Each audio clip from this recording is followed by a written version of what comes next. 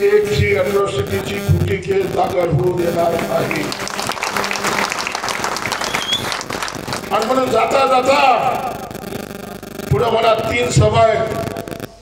आदर्श आचारसंहितेचं बंधन आहे. 10 वाजता आचारसंहिता झाल्यानंतर मला बोलता येणार नाही, पण मी पहिल्यांदा बोलण्याची संधी घेतली. मी पुढे निघतो.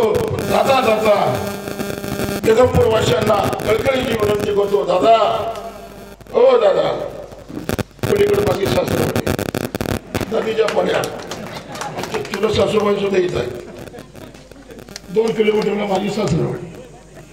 लग्न झाल्यानंतर दर आठवड्याच्या बाजारला मी बायकोला येऊन इथे यायचो.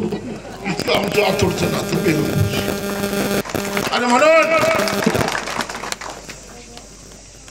जाता जाता एक विनंती करतो. 20 नोव्हेंबरला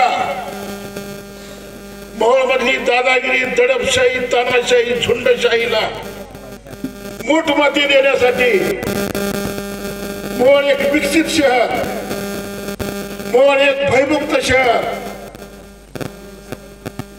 आणि चरणराज ज्या नावाखाली हे शहर बदनाम झालं, इथं आया बहिणी सुरक्षित नाहीत, त्या मोहोळ शहरामध्ये महिलांसाठी अत्यंत सुरक्षित महाविद्यालय आणि वसतिगृह उभारणं हे माझं स्वप्न असेल.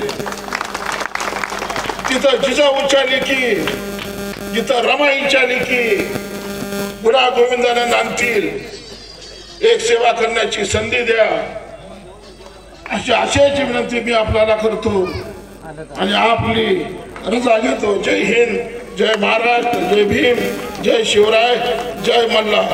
रामकृष्ण हरी.